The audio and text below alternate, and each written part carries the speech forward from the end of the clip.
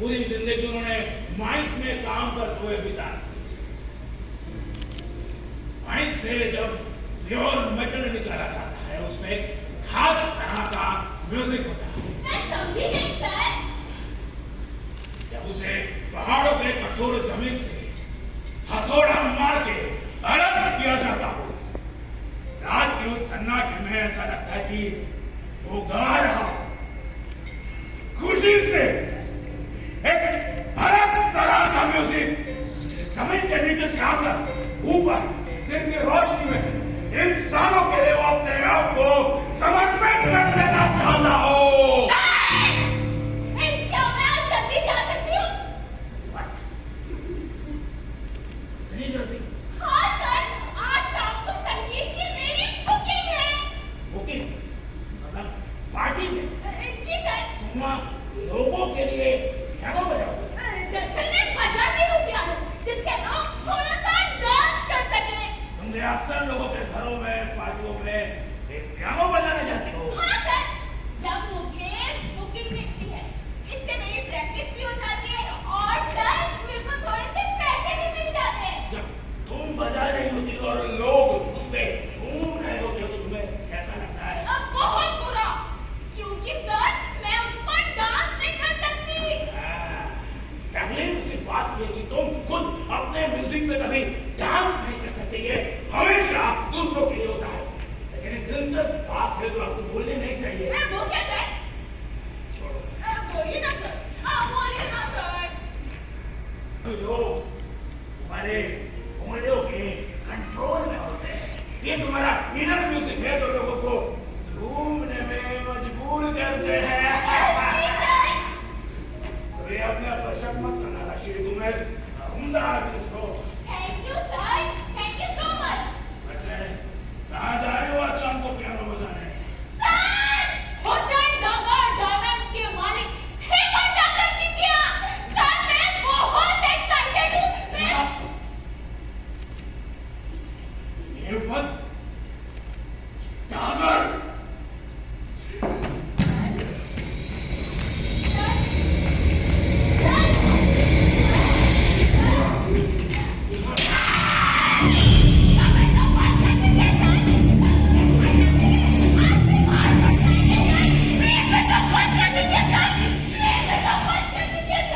Party दे रहा है डागर, लोग आते हैं। जी सर, सोनिया जी बता रही कि वहाँ बहुत सारे लोग आते हैं, पर सर विंडो बंद कर दीजिए।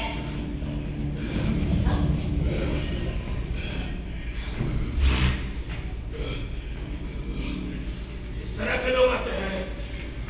सर ज्यादा तो मुझे नहीं पता, लेकिन वहाँ पर राज भी आ रहे हैं। आज मेरा बेटा जी सर। वो नीचे भी आया था क्या? हाँ सर, मैं उन्हीं के साथ तो यहाँ पर आई थी, लेकिन सर डीजे ये भी बुलाए हैं। राज बता रहे थे कि वो मालती हैं।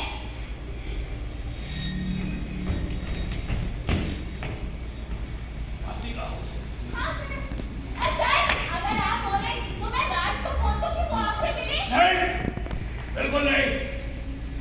मैं किसी को मिलने के लिए नहीं बुला था, और जिसे मिलना है वो खुद आए।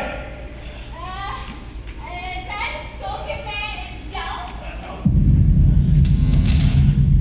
सर कैंटीन चला दूँ क्या? तो ठीक है सर, मैं जा रही हूँ।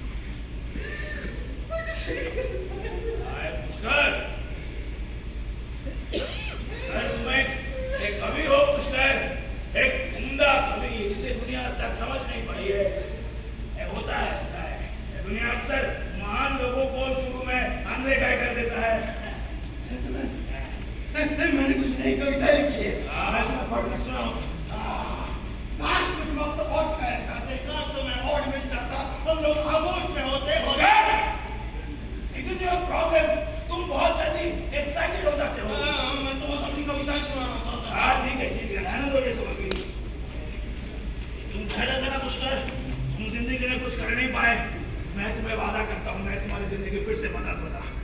जब मैं बाइज्जत भरी हो जाऊंगा, सारे इल्जामों से मुक्त हो जाऊंगा, जब उन्हें अपने गलतियों का एहसास होगा, जब उन्हें लगेगा कि विक्रम देवरत्नी कंपनी चुनाव फाउंडेशन लोगों के भले के लिए थी, तब वो यहाँ आएंगे, किसी हॉल पे माफी मांगने, अपने घुटनों के बाल गिराएंगे। तब यहाँ खड़े होकर मैं उनका स्वागत करूंगा। पूरे दुनिया को पता चल जाएगा कि विक्रम देवरत कोई फ्रॉड नहीं, लोगों का मसीहा था।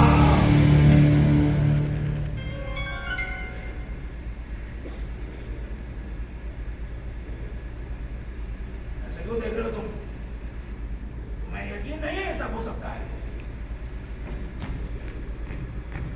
बोलो। हाँ, मुझे पक्का यकीन है, काफी सब जल्दी बन जाए। पेशेंस पूछता है, पेशेंस। किसी का पैसा नहीं लूटता, सबका पैसा मैं वापस कर देता। चिटफंड के सभी पैसे मिले सही करना इन्वेस्ट, मुझे पता था प्रॉफिट बना के पैसे कहाँ से ले आना है। सोचो जरा, जब लोगों को अपनी छोटी सी रकम के बदले ढेर सारा पैसा मिलता, अपनी जिंदगी को खुशहाल बनाने के लिए उन पैसों से वो क्या क्या नहीं कर सकते थे, सबकी जिंदगी संभल जाती। तू हफ्ते और समय मिल जाता तो कंपनी में इतना बेशुमार पैसा ले आता था, कंपनी फिर से प्रॉफिट में रख करता, लोगों को देने के लिए कंपनी के पास पैसा ही पैसा होता।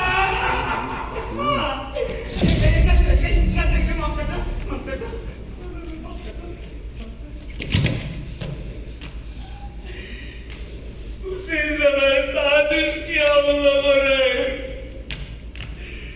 कंपनी पर ढेर सारा केस डाल दिया और मुझे जेल में डुबा दिया। और अब मैं यहाँ पर पड़ा हुए घायल पक्षी की तरह। कौन थे ये साजिश करने वाले लोग? वही लोग जो सदियों से हम जैसे लोगों के तरक्की से चलते आ रहे हैं।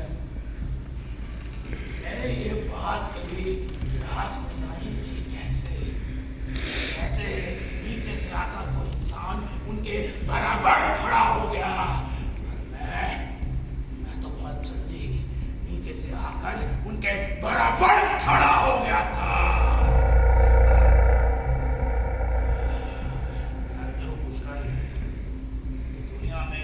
सबसे बड़ा अपराध क्या होता है? क्या? चोरी, डाका या कत्ल नहीं। दुनिया में सबसे बड़ा अपराध होता है दोस्त की पीठ में खंजर दो। तुम किसकी बात कर रहे हो? ये मत पागल, धोखा दिया साला, मेरे सारे चिट्ठी सारे राज का महसूस किया, जहां भी ऐसे मुख्य गवाह बन गया, तुमको साफ बरी करने की शर्त पर फंसा दिया। मैं सोच भी नहीं सकता था एक दोस्त होकर वो इतना मिल सकता है। मैं जब मुंबई में था तो मुझे चिट्ठी लिखा करता था। अगर मैं तुम्हें दिखा पाता, एक सच्चे दोस्त होने के नाते ऐसा कोई राज नहीं था मैं उससे साझा नहीं किया था। उसी को हथियार बनाया उसने, फंसा दिया साला।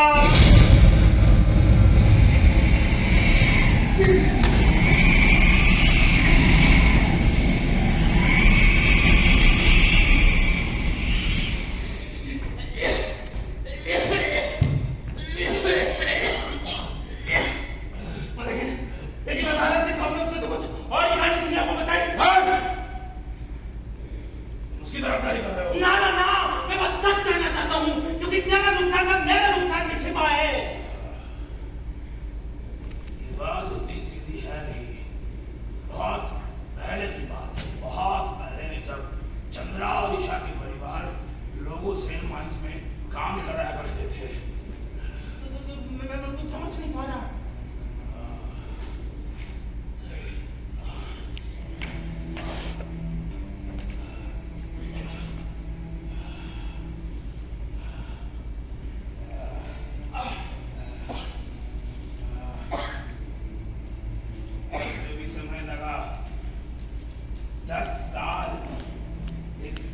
कमरे में बंद रहने के दौरान मुझे इस बात का एहसास हुआ कि ये सारा खेल उसने औरत के लिए खेला। चंद्रा की बहन निशा हम दोनों के प्यार से जलता था। निशा जी,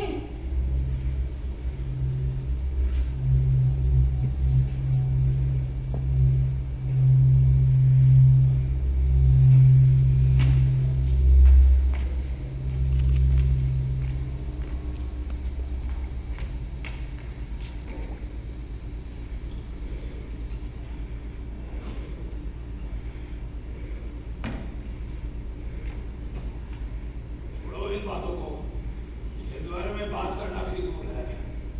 बहुत ही दुखद कहानी है यार। हम यहाँ बैठ के गप्पे हाँक रहे उधर, जिसने मुझे धोखा दिया, बर्बाद किया, उसी के घर तुम्हारी बेटी पियानो बजा रही है। मैं इस बारे में कुछ नहीं जानता। यहाँ से वही गई है वो। अरे लेकिन वो बच्ची है, ना समझ है वो। जानते हो उस पागल में उसके साथ और पहुंचूंगे।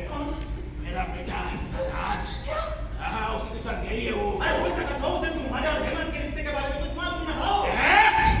इतना भी नादान नहीं हो, मुझे तो यकीन नहीं होता वो अपने बाप के दुश्मन का साथ दे रहा है। अरे कोई समझ उसे असल बात पता ना हो, या फिर किसी ने उसको तुम्हारे खिलाफ बहुत गलत बताया हो। किसने बताया होगा? जब 6 साल का था तब से उसकी मासी ने उसे पाला पोसा, उसके बाद उसकी माँ ने। तुम बेकार इन दोनों औरतों में शक कर रहे हो। बेकार में शक कर रहा हूँ। जरूर उन दोनों में से किसी ने उसको मेरा खिलाफ बताया होगा। नहीं, मैं ये नहीं मानता। मोहरा ऐसा नहीं करती। अच्छा, अब तुम कभी और ऐसी बात करोगे? ये कभी नहीं, सारे विश्वास की बात है। विश्वास? इसलिए तुम जिंदगी में कभी आगे नहीं बढ़ पाए। ये बात तुम कह रहे हो, तुम पिछले 10 साल से घर के भीतर।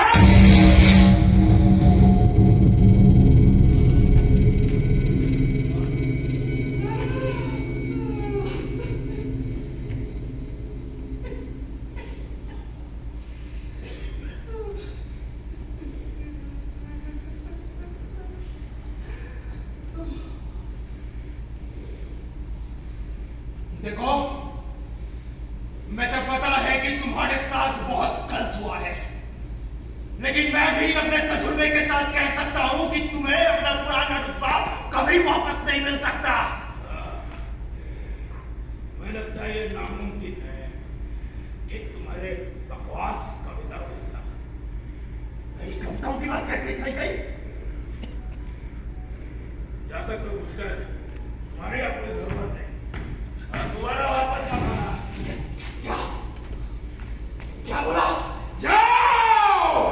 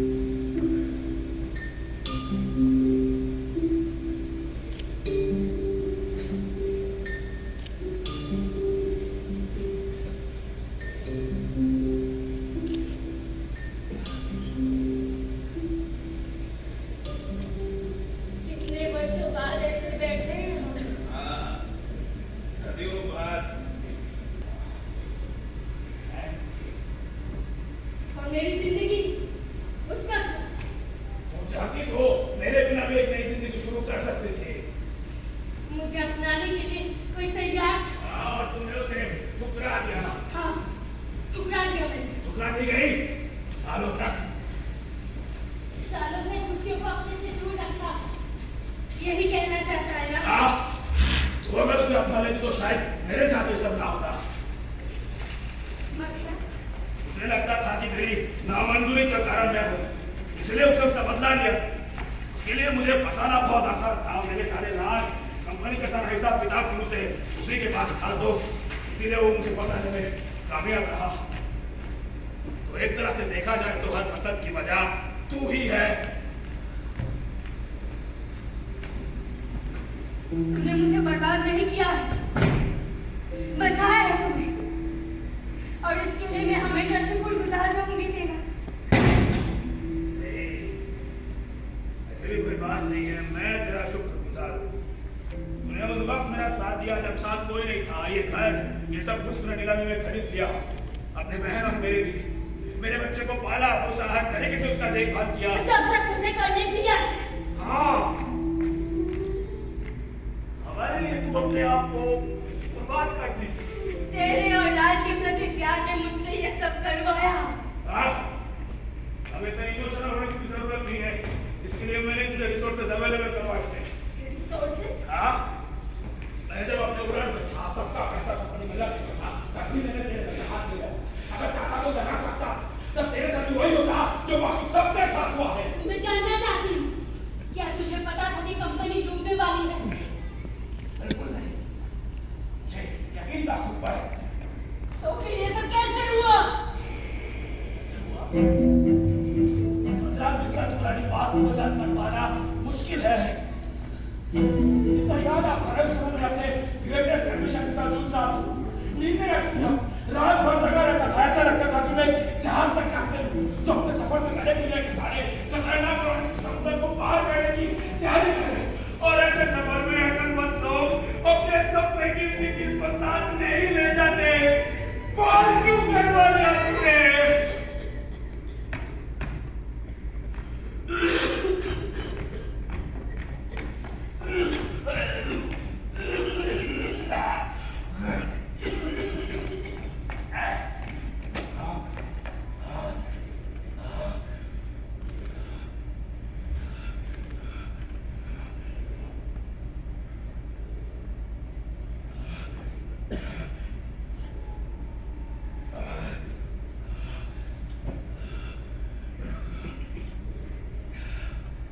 तुमने मेरी बहन से शादी क्यों की? मुझे धोखा क्यों दिया? धोखा? क्या कह रही है तू? मुझे पता है ये सब मैंने एक महान उद्देश्य के लिए किया। एक ऐसा उद्देश्य जिसके सामने तेरा और मेरा प्यार छोटा था। क्या तू कहना चाहता है कि तेरे उद्देश्य के लिए तूने मुझे छोड़ दिया? मुझे पता था वो मुझे पसंद करता है। वो तभी मेरा साथ देगा जब मैं तुझसे अलग हो जाऊं। के बाद कंपनी शुरू करने के लिए, लोगों को उससे जोड़ने के लिए उसकी हेल्प की जरूरत थी और कोई रास्ता नहीं था मेरे पास। मैं मजबूर था।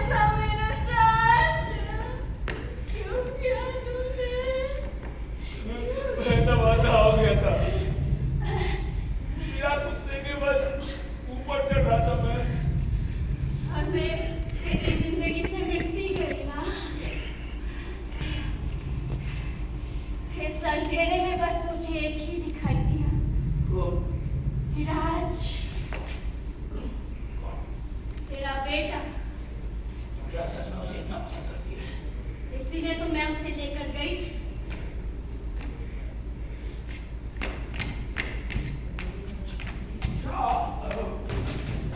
मैं देख रहा हूँ कि तू बहुत देर से ऊपर है। तू एक काम कर रहा तू एक काम कर तूने मुझसे माँ बनने की खुशी छीन ली। तू बैठ ना तू तो बीमार है। तुझे पाने के लिए मैंने दूसरा रास्ता अपनाया। बात नहीं तू बीमार तू बच्चे की तरह पाला है। चलो। मैं उसे बड़े होते हुए देखना चाहती थी। मैं उसे देखना चाहती थी। फिर चंद्रा आ गई। हाँ। तू क्या उसे वापस लेने आई है? ऑब्वियस।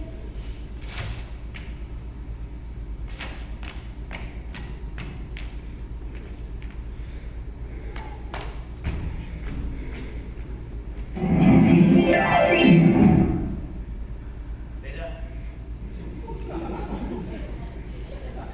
तुझे मंजूर है? हाँ, ले जा।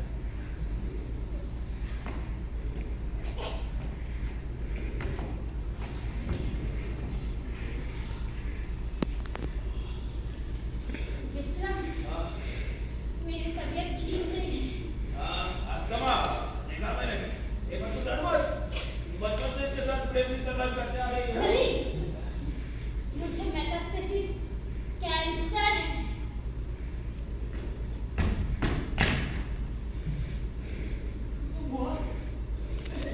कैसे हुआ इसको?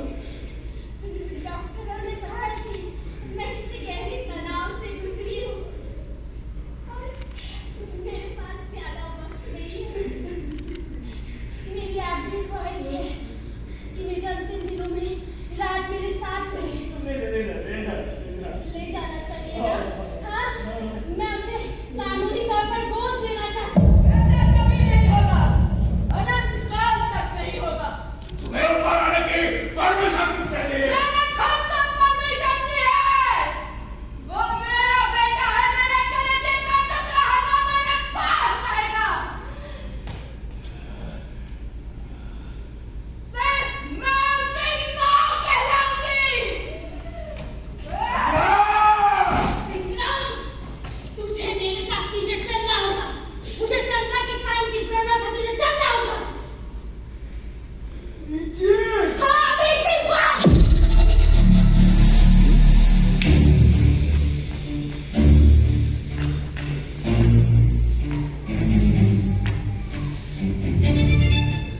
नीचे बहुत ठंड है ईशा।